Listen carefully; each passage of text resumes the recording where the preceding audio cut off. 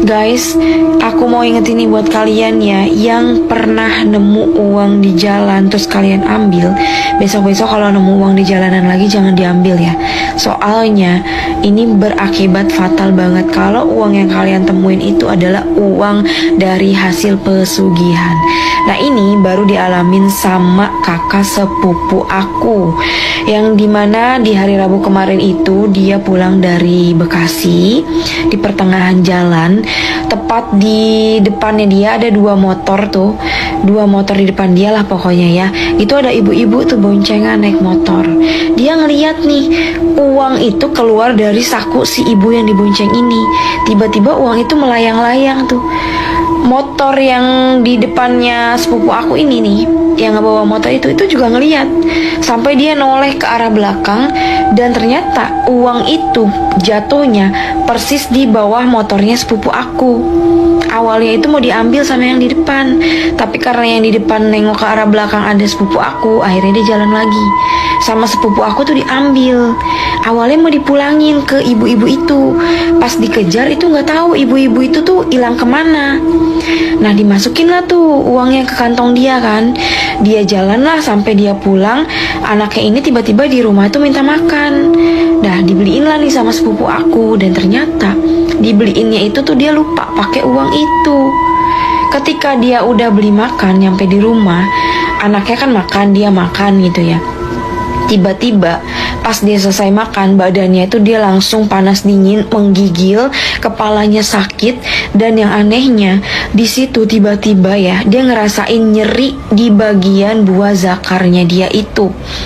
Pas dicek sama dia bilang ke istrinya, katanya dia ngerasa kok buah zakarnya dia ini tuh sebelah besar. Dicek langsung sama istrinya kan, ternyata bener besar sebelah dan itu warnanya udah membiru. Nah, di situ kaget tuh istrinya. Kamu kenapa gitu kan? Abis pipis sembarangan gak? Suaminya tuh bilang, gak ngapa-ngapain, aku gak kencing sembarangan, aku gak makan sembarangan, aku gak ngapa-ngapain pokoknya. Nah, di situ dia tuh pergi ke warung beli obat. Dia minum obat warung, penghilang rasa nyeri, kayak paracetamol gitulah yang dia minum kan. Nah, beberapa jam dia minum itu gak ada perubahan tuh. Sampai dia itu malamnya katanya tidur itu gelisah, dia gak bisa tidur. Dia bener-bener kayak didatengin sama sosok, katanya itu sosoknya kayak Raja Cina, yang ada tulisan Cina gelantung di sini tuh. Itu sosoknya tinggi besar dan ngeliatin ke arah dia. Tapi si sosok Raja Cinanya ini tuh kayak ngasih tahu ke dia itu harus nyari 4 tim, yang dimana satu timnya itu berisi 11 orang. Nah, masing-masing orang itu katanya harus megang senjata. Ada yang megang tombak, ada yang megang panahan, pokoknya harus megang senjata. Dan si saudara aku ini nih disuruh katanya harus benar-benar mengkelompokkan si orang-orang yang ada di dalam mimpinya itu. Jadi harus dia itu yang ngatur gitu. Kan dia pusing dong ya, dia gak ngerti. Akhirnya dia kebangun lah tuh. Dia bilang sama istrinya, dia cerita, ternyata itu masih jam 1:30 pagi. Gelisah lah tuh dia, panik lah dia. Dia gak tahu apa yang dia alamin itu. Padahal di situ tuh dia gak ngelakuin yang aneh-aneh gitu kan. Sampai besoknya dia itu masih mengalami demam tinggi, meriang, dan buah zakarnya itu semakin besar sebelah. Dia ngerasa sakit banget, bahkan jalannya itu sampai ngangkang.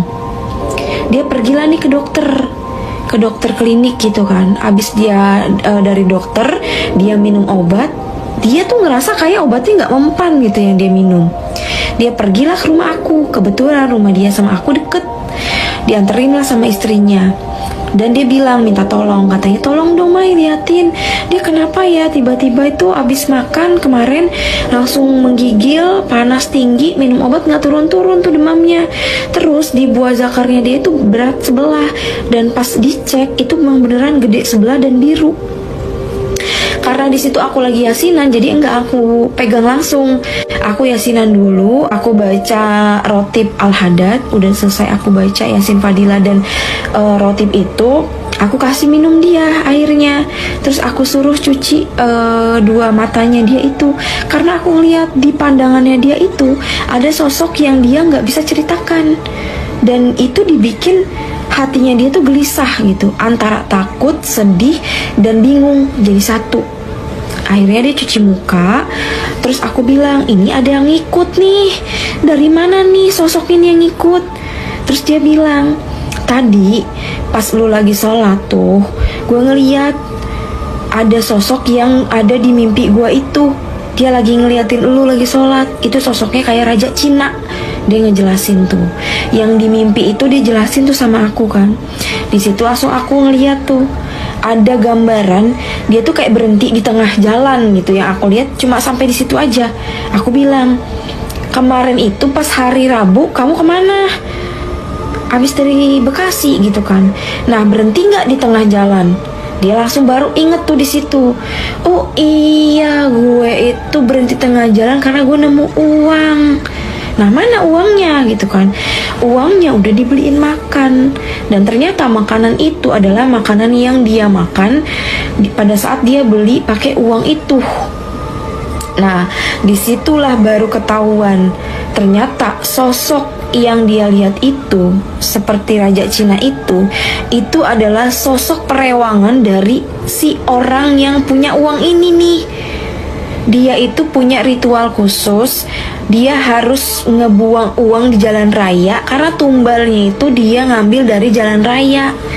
Yang mana kalau orangnya itu lagi kurang sehat, lagi nggak bagus auranya, dan dia nemuin uang itu bisa jadi orang itu sakit. Dan untungnya saudara aku itu langsung ke aku, langsung minta tolong liatin, dan alhamdulillah Allah itu kasih jawabannya melalui perantara aku. Dan alhamdulillah setelah dia minum obat, sama dia minum air Yasin Fadilah dan air rotib Al-Hadad yang aku bacain itu, alhamdulillah sekarang itu udah baik, udah langsung bener-bener hilang tuh nyeri-nyeri di bagian buah zakarnya.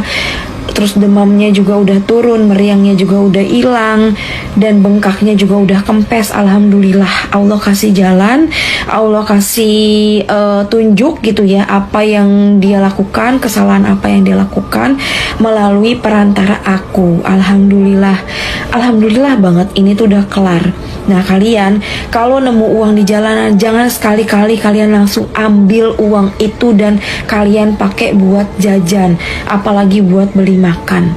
Hati-hati loh ya, karena ada orang yang melakukan pesugihan, dia nyari tumbalnya di jalan raya dengan menaruh uang di jalanan itu. Hati-hati.